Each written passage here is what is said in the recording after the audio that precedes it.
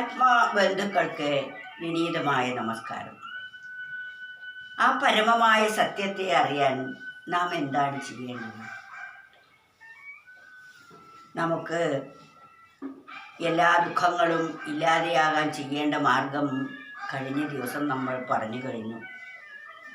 അത് ഏറ്റവും പ്രധാനപ്പെട്ടത്, എല്ലാം പ്രധാനപ്പെട്ടത് തന്നെയാണ്.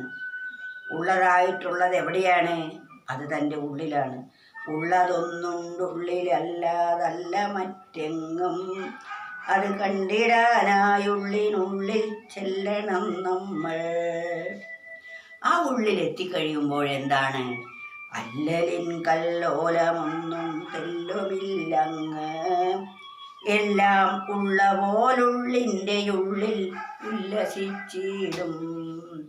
ബാഹ്യമായ ലോക വിഷയങ്ങളുടെ പിന്നാലെ മനസ്സൊന്നു പോകാതെയായാൽ, മനസ്സെവിടെയാണോ ഉത്ഭവിച്ചിരിക്കുന്നത് ആ ഉത്ഭവസ്ഥാനമാണ് ഉള്ള് എന്ന് പറയുന്നത്. അല്ലാതെ നമ്മുടെ ശരീരത്തിൻ്റെ ഉള്ള് എന്നല്ല അർത്ഥം.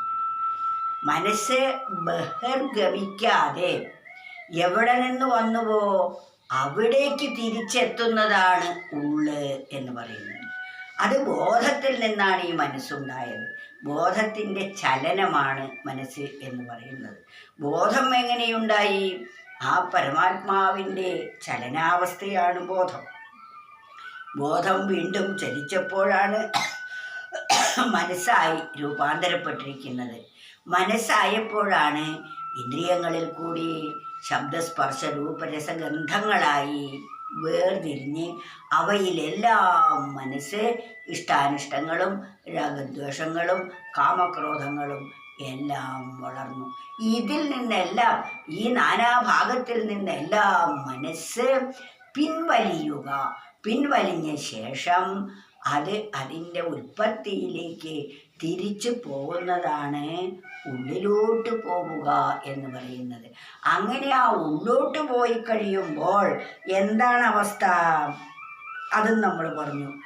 ഉള്ളുണർന്ന് അല്ലലിൻ കല്ലോലമൊന്നും തെല്ലുമില്ലങ്ങ്, എല്ലാം ഉള്ള പോലുള്ളിൻ്റെ ഉള്ളിൽ ഉല്ലസിച്ചിടും.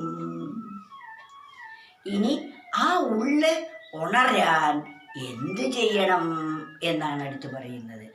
ഉള്ളുണർന്നുള്ളാലറിയാൻ ഉള്ള മാർഗത്തെ നേരായി ചൊല്ലിടാം ഞാൻ എന്ന ഭാവം നല്ല പോൽ പോണം. എന്താണ് ആ ഉണരാൻ എന്ത് ചെയ്യണം? നമ്മുടെ മനസ്സ് ഉള്ളിലേക്ക് തിരിയണമെങ്കിൽ പ്രപഞ്ച വസ്തുക്കളോടുള്ള രാഗദ്വേഷാദികൾ വിടണം. ഇതാണ് സുഖത്തിൻ്റെ ഉറവിടം എന്ന് കരുതുന്ന കാലം വരെ മനസ്സ് അതിൽ നിന്നും വിട്ടുപോരുകയില്ല. ഇത് അനിത്യവും ക്ഷണികവും തുച്ഛവും ദുഃഖപ്രദവുമാണെന്ന് അനുഭവം കൊണ്ട് ബോധ്യമായി മനസ്സ് അതിൽ നിന്ന് പിന്തിരിഞ്ഞു കഴിഞ്ഞാൽ അതിന് എന്ത് വേണം? അതാണ് ഉള്ളുണർന്നുള്ളാലറിയാൻ. ഉള്ളുണർന്ന് ഉള്ള് അറിയാൻ ഉള്ള മാർഗത്തെ, അതറിയാനുള്ള മാർഗത്തെ നേരായി ചൊല്ലിടാം ഞാൻ സത്യമായിട്ടും പറഞ്ഞു തരാം. എന്താ വേണ്ടത്? ഞാൻ എന്ന ഭാവം ഇല്ലാതെയാവണം. ഞാൻ ദേഹമാണെന്ന ഭാവത്തിൽ നിന്നാണ് ബാക്കിയെല്ലാം ഉണ്ടാകുന്നത്. ആ ഞാൻ എന്ന ഭാവം പോവണം. അതാണ് ഇവിടെ പറഞ്ഞിരിക്കുന്നത്. ഉള്ളുണർന്നുള്ളാലറിയാൻ ഉള്ള മാർഗത്തെ നേരായി ചൊല്ലിടാം ഞാൻ എന്ന ഭാവം നല്ല പോൽ പോണം. നന്നായിട്ട് പോകണം. എന്ത്? ഞാൻ എന്ന ഭാവം.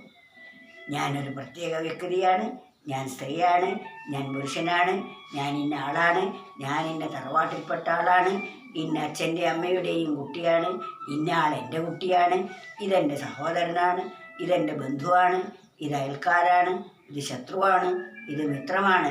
ഇങ്ങനെയുള്ള തോന്നലുകളെല്ലാം എനിക്കുണ്ട്. അത് പോവണം. ഞാൻ എന്ന അവസ്ഥ പോകണം. ആ ഞാൻ പോയി കഴിയുമ്പോൾ ഈ പറയപ്പെട്ട ഭാവങ്ങൾ ഒന്നും തന്നെ ഇല്ല. അതാണ് അതിന് ഉള്ള നേരായ മാർഗം ഞാൻ പറഞ്ഞു തരാം. അതിന് ഞാനെന്ന ഭാവം നല്ലപോലെ പോകണം. അത് പോയാൽ മാത്രമേ എന്നെ അറിയാൻ പറ്റൂ. ഞാൻ പോയാൽ മാത്രമേ എന്നെ അറിയാൻ സാധിക്കുകയുള്ളൂ. എൻ്റെ ഉയർച്ചയ്ക്കും എൻ്റെ താഴ്ചയ്ക്കും കാരണമായിരിക്കുന്നത് ഞാൻ തന്നെയാണ്. അതുകൊണ്ട് എന്നെ ഞാൻ താഴ്ത്താതെ എന്നെ ഞാൻ ഉയർത്തുകയാണ് വേണ്ടത്. ഉദ്ധരേ ആത്മാനാം. എൻ്റെ ആത്മാവിനെ ഞാൻ തന്നെ, എൻ്റെ ആത്മാവ് തന്നെ ഉദ്ധരേ ഉയർത്തണം. ഒരിക്കലും അവസാദയെ താഴ്ത്തരുത്. താഴ്ത്തുന്ന നമ്മുടെ മനസ്സ് നമ്മുടെ ശത്രുവാണ്. ഉയർത്തുന്ന മനസ്സാണ് നമ്മുടെ ബന്ധുവായിരിക്കുന്നത്. ഉദ്ധരേ ആത്മാനാം അവസാദയേ. ഇതാണ് ഇവിടെയും പറയുന്നത്. ഞാനെന്ന ഭാവം നമുക്ക് പോവണം. ഉള്ളുണർന്നുള്ള അലറിയാൻ ഉള്ള മാർഗത്തെ നേരായി ചൊല്ലിടാം ഞാൻ എന്ന ഭാവം നല്ല പോണം.